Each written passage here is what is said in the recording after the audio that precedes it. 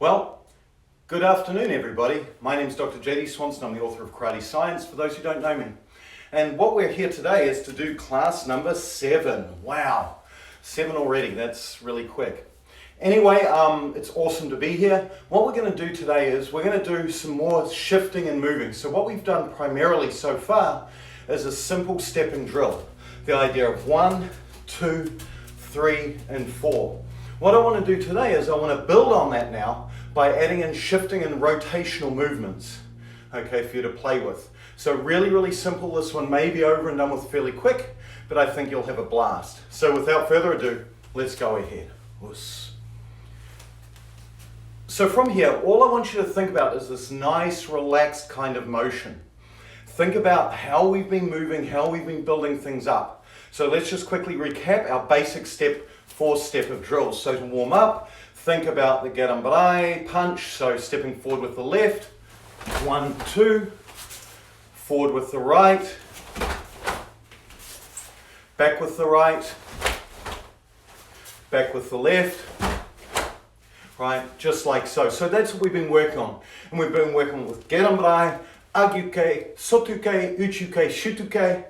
What I want you to do really quickly is go through any combination of that, whether it's all 4 with all 5 blocks, or go through the one we did last time. Remember, geidan, age, soto, uchi, then shuto, geidan, age, soto, uchi, and then uchi, shuto, geidan, age, then of course soto, uchi, shuto, geidan, and then age, soto, uchi, shuto, right? Either of those. So with that, press pause. Go through that a couple of times just to warm up, make sure your body's nice and limber. If you want to add kicks, add kicks. If you want to throw them together, throw them together. Whatever floats your boat based on the other classes that we've done. And then what we'll do is we'll move on from there. So press pause, give it a go. Okay, so let's move on. What we're going to do is we're going to add 2 other techniques or 2 other steps to this, or 4 other steps. So at the moment, our drill is a count of 1, 2, 3, 4. What we're going to do is we're going to increase that to 4 plus another 4 to 8 steps.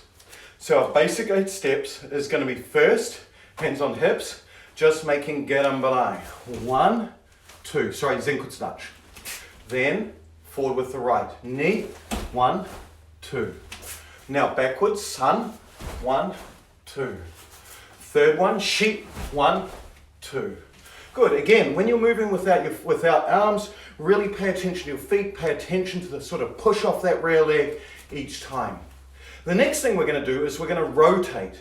So from here, our right leg is going to go all the way around. It's going to rotate here, 1, 2. Then our left leg is going to rotate all the way around. 1, 2. Then we're going to shift. We simply push off our right leg, lift our left, and slide, 1, 2. Then to the opposite side, 1, 2. So this is our 8 counts. 1, 2, 3, 4, 5, 6, right, 7, 8. Okay, this is our basic idea. So one more time, I'm going to do it from the back just so you can see. So I'm going to turn around. So it's going to be simply, just so you can mirror, step forward with the left, 1, 2, step forward from the right, 1, 2, step back with the right, 1, 2, step back with the left, 1, 2. Now from here, rotating off the right, 1, 2, rotate off the other leg, 1, 2. From here now shift, 1, 2, and shift. 1, 2. This is our game. So with that, practice through that first. Make sure that's nice and fluid, and then we'll add some arms. So let's pause here, give that a go. Okay, good. So now let's throw some arms in. So let's do it with garambarai first. So as our techniques go, think about all the basic things that we've talked about to start off with. So as we move, think here, hips, body, moving. Ich, 1, 2. Second one, 1, 2. Back, 1, 2. Back again, 1, 2. Now, when we make this rotation, You can, of course, obviously, practice it, gerambarai punch. For me, I'm not a big fan of that kind of motion personally. And so what I'm going to ask you to do, instead of making traditional gerambarai, I want you to make gyaku gerambarai. So from here, the feeling is just leave this arm where it is and connect it to your body and take your arm along for the ride. So it's simply here, 1, 2. Then opposite side, connect, 1, 2. Then from here, as we do the shift, back to basic gerambarai. 1, 2. And of course here, 1, 2. Very good. So a couple of things that are really important that I want you to think about as you make these steps. And we'll talk about why this in a second. But some things I really want you to pay attention to. If I grab the stick and just put it on the floor, it's really, and if I trip over this, you can all laugh, okay? It's okay, I won't cry. But if you imagine the stick here that's sitting right on the floor, this is the path of my opponent. What I want you to do initially for this is have that feeling of the first 4 nice and easy. You're used to this kind of motion, stepping straight across that nice center line, right? Now the thing I don't want you to do as you do the first shift is don't just simply, as you rotate, don't shift this foot in. Leave this foot right where it is and allow your body and hips to shift round. So what I'm doing, if you notice, I've got about a foot's worth, see, of space between that and this, and the stick. So what that is that represents, if you imagine, if I assume that people have about the same hip width as me, hopefully they've got hips like this big or this big, roughly I'm kind of average. So if I think about this, as I make this rotation, by rotating on the ball of my foot in this case, round, that gives me the width, the distance I need to be able to clear my opponent as they step in. I don't want to end up in a position where I'm broadsided to my opponent coming in. I don't want to be standing here where my knees are right here and vulnerable to attack. I want to make sure that my center and my limbs, these sticky out bits, are clear of my opponent. Okay, this is important. So allow that to happen. Same thing here, when I rotate, I want to be clear of my opponent. I've got to watch out for the wall there, otherwise I'll hurt my toesies. From here, when I make the second one, don't just drop down. Notice here I just drop. All I'm doing here is placing everything just straight in front of my opponent. This is a really stupid place to be. Allow everything to shift. This is the one where I may trip on the pole. Just get ready to watch and laugh. So, smart. So as I move, what I want to do is I want to shift and drag your feet along with you. Get your center body to move out of the way. This way, notice there's again about a foot between me and the pole to be able to make my defense. Likewise here, I've got to come up a little bit just because of the shape of my room. I'm going to shift. I want to shift everything away. Again, I've got to lift up a little bit because of this pole, because of this stick that's sitting right here. So allow this to create the distance that I need to allow my opponent to get past me, right? This is really important. Second thing that I want you to think about as you do these motions is also pay attention to the movement of your upper body, right, of your center. So as you move, as you make especially these rotational movements or the forward and back, make sure you're driving with your hip forward. Drive with your hip forward. Step back. Step back. Don't this. Likewise, when I make these rotations, don't move with your bum first. If I move with my bum first, fist coming straight towards me, here I go, slow motion. Right, not a good place to be. Rather, allow yourself to simply melt away. Allow yourself to simply melt away. Likewise, when I do the shift, I simply push and allow my body. Don't this. So don't put so much strength in your upper body. Allow simply here, shift, push. Allow simply shift, push. This feeling, not a big, this kind of action. So from here, think about gerambarai first. 1, 2, 3, 4, 5, 6, 7, 8. Now rotation, gyaku gerambarai. 9, 10, 11, 12. Shifting, 13, 14, 15, 16. This is our entire drill. So with that, I'd like you to practice that for a few minutes. So hit pause, think about the way that body's moving. Okay, off you go. Okay, so one question that you sort of come out with was, why did this idiot make me switch to gyaku gerambarai? Why did he make me, on this one here, on like that rotation, switch to gyaku gerambarai, to this position, rather than just making gerambarai? The reason is, in my mind, the attack is coming towards me. So what I want to do when I think of attacks, especially ones coming straight in, depending on your purpose, quite often I want to drag them with me. That's the feeling I kind of want in this case. So as I make this rotation, what I'm doing is I'm feeling the attack coming in, I'm absorbing the attack, and just from here it absorbs, I rotate and pull it in the direction I want it to go. This is a way for me, as I imagine blocks, which are uke or ukete, right, the idea of receiving, right, allowing me to position my opponent into the place where I want them to be. Okay, and we'll talk more about the ones moving in a later class, because you're going, there's a contradiction there. There is, don't worry, we'll get to it. Just keep watching, probably episode 50, hopefully before then. So as you move, I'm thinking with this is I'm imagining myself pulling my opponent with me. When I make the gerambarai using the shift, I'm also pulling my opponent past. Right, so you can imagine like the old World War II sort of dogfights. They're flying around and you want to end up in a position where you've just got them broadsided. If I can get them there, they're done. And so that's what I'm doing. As I guide the person past, I'm broadsiding them and then watch them go past, and then wham, hit them. Right? I'm guiding them past, here, and then I can go. That's the feeling that you want. You want that kind of a flavor. So allow that type of thing to happen. So gerambarai, 1, 2, 3, 4. The same thing happens when we're thinking about if we switch from there to sotuke.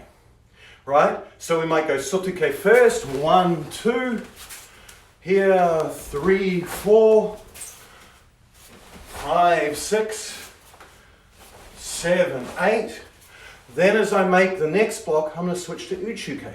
I want to go, I keep to sotuke for the 2 rotations. 1, 2, then 3, 4.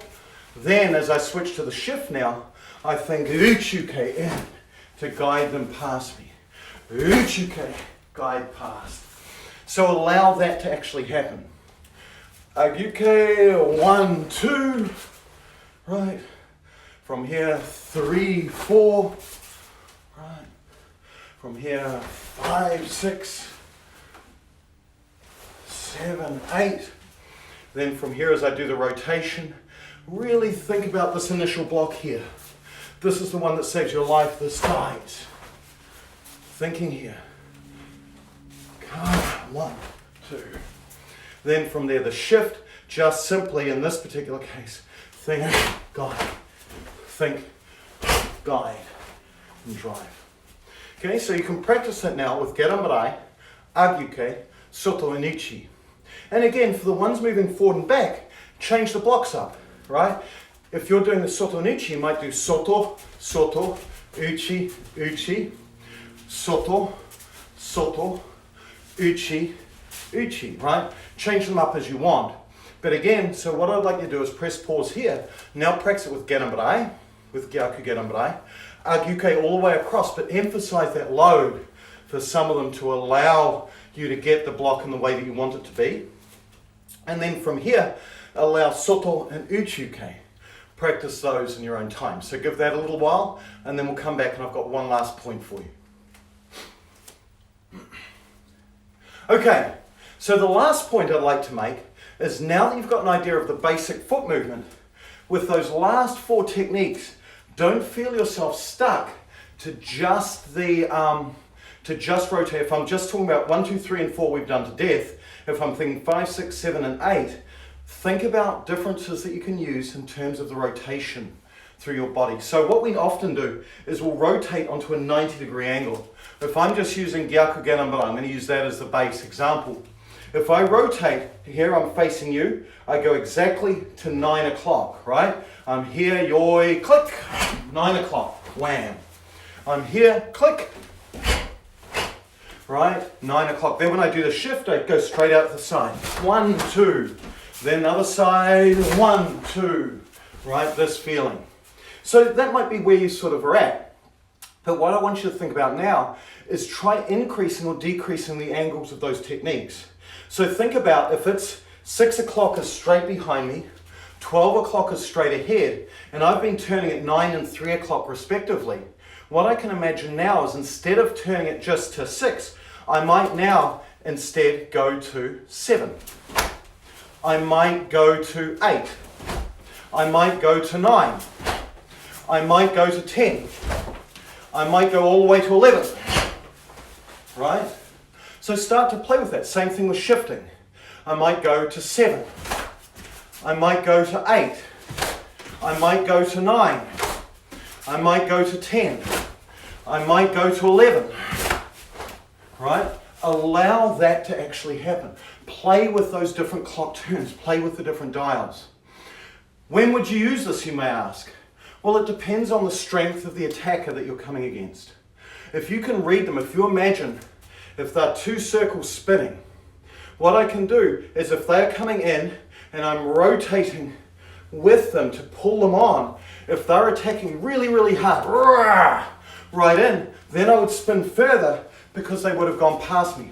I've got somebody really scary coming in. Oh my goodness, they're coming tearing straight in. I rotate, and then go. Or I may have somebody who's not as strong.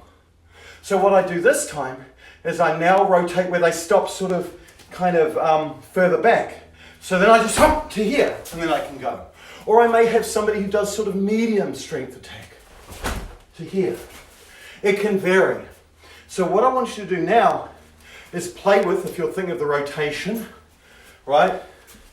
6, 7, 8, 9, 10, 11.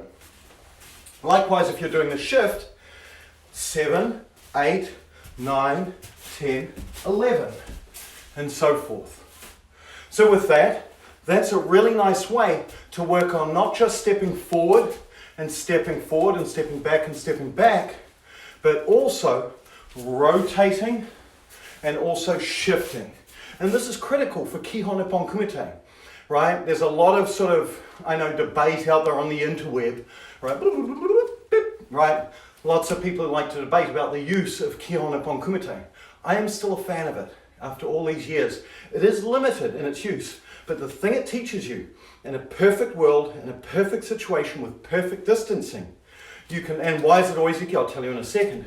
What I can do is I can now, in a basic fashion, learn to move my body in different ways to understand the fundamentals of motion.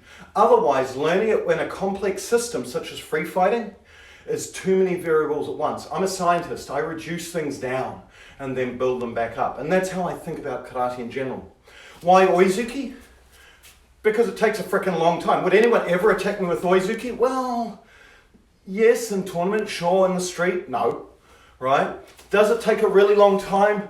I'm coming with oizuki, oizuki, oizuki, oizuki. And they come, ooh, you've got 4.5 hours to be able to block that. But that's the point. You've got 4.5 hours to block that when you're a green belt or an orange belt and you're trying to understand the fundamentals of motion to be able to step, to be able to shift. Where am I going to shift? How far back am I going to shift? This allows you that time to be able to make those decisions so it becomes more and more natural to you. And that's my sort of stance on that. See what I did there? Stance, huh? Funny guy. Right, so I get that kind of thing. That's my sort of view on that. Because the next step, of course, is due upon where my shifts. Now you've got to deal with that new variable of a shifting distance. In Kihon Ippon, you don't. So this is a basic, classic, easy Kihon drill to work on those sorts of ideas, to start working with those concepts of basic footwork from a Shizentai position.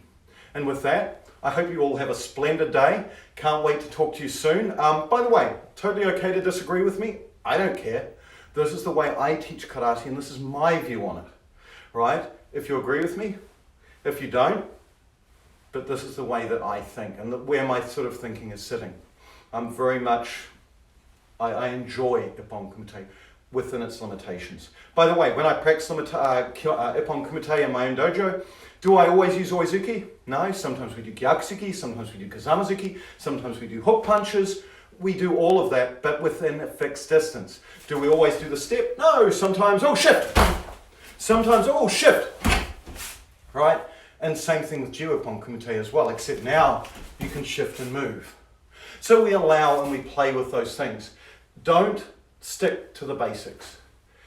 Keep the basic fundamental ideas there, but experience the drill and what it's trying to teach you. And with that, have an awesome day, and I hope to see you again tomorrow. Take care. Hey, us. Thank you very much.